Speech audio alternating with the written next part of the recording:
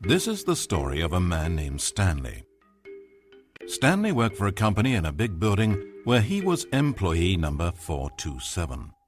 Employee number 427's job was simple. He sat at his desk in room 427 and he pushed buttons on a keyboard. Orders came to him through a monitor next to his desk, telling him what buttons to push, how long to push them, and in what order. This is what employee 427 did every day of every month of every year. And although others might have considered it soul-rending, Stanley relished every moment that the orders came in, as though he had been made exactly for this job. And Stanley was happy.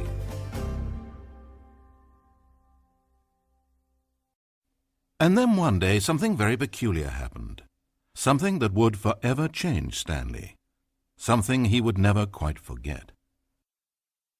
He had been at his desk for nearly an hour when he realized that not one single order had arrived on a monitor for him to follow.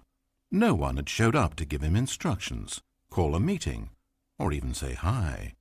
Never in all his years at the company had this happened, this complete isolation. Something was very clearly wrong. Shocked, frozen solid, Stanley found himself unable to move for the longest time. But as he came to his wits and regained his senses, he got up from his desk and walked out into the hallway.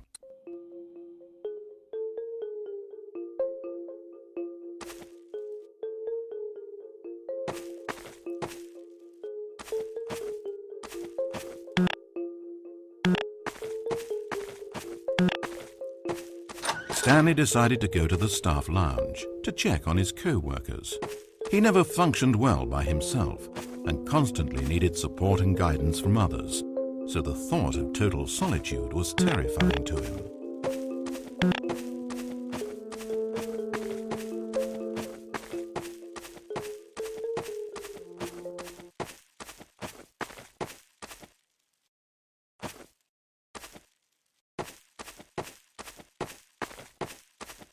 When Stanley came to a set of 2 open doors, he entered the door on his left.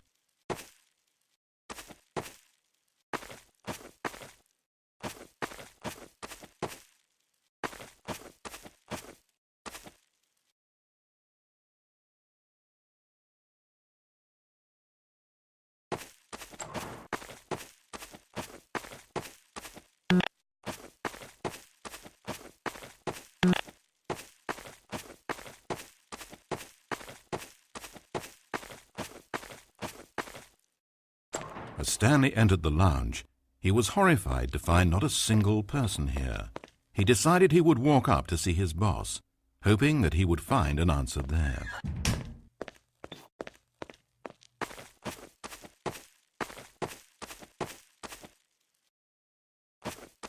Coming to a staircase, Stanley walked upstairs to his boss's office.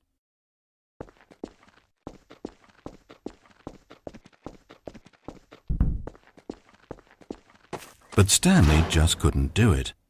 He considered the possibility of facing his boss, of admitting that he had left his post during work hours. He might be fired for that. And in such a competitive economy, was it really worth taking that risk? All because he believed everyone had disappeared? His boss would think he was crazy. And then something occurred to Stanley. Maybe, he thought to himself, maybe I am crazy. Everyone I know simply vanishing out of the blue, there's almost no other explanation for it. And a nagging fear began to creep up in his mind. Questions that had been there all along. He just hadn't put his finger on them yet. For example, why couldn't he see his feet when he looked down? Why did doors close automatically behind him wherever he went?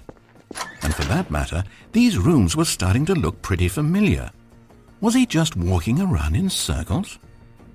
Where am I, he thought.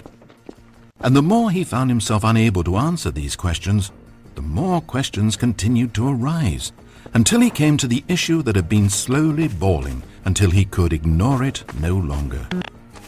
Why is there a voice in my head, dictating everything that I'm doing and thinking?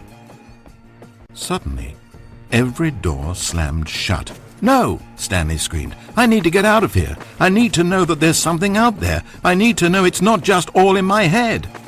And he screamed and clutched at his skull as the voice grew harsher and the music in the background rose higher and higher.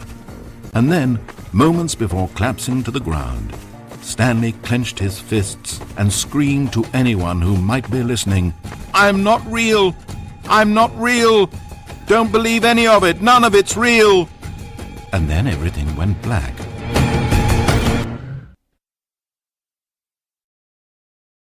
This is the story of a woman named Mariella.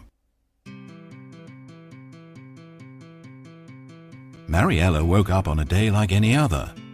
She got dressed, went to work, clocked in, clocked out, and then she walked home. But her walk on this day was interrupted by the body of a man who had stumbled through town talking and screaming to himself, and then collapsed dead on the sidewalk. Moments after seeing him, she would turn, run to the nearest police station, and call for an ambulance. But for just a few brief seconds, she merely stood there, unable to move. The tragedy was not the death of a single person. It was that she would never know this man's story, never hear in his own words what had happened to him, or what he believed had happened to him.